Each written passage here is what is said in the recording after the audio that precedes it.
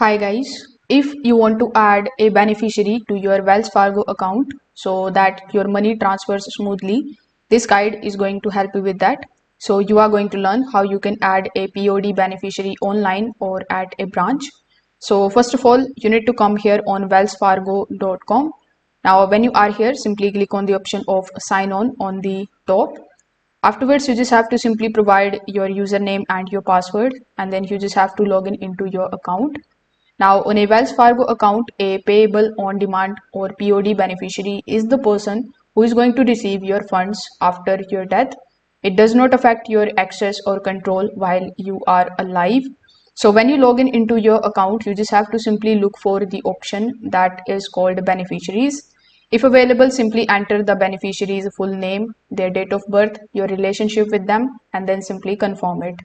Now, if that option is not available, you can also download this designation for transfer on death, which is TOD beneficiary form, and you can just simply fill out this particular form. So you need to provide the account information, then simply provide the primary beneficiary, secondary beneficiary, and then your signature.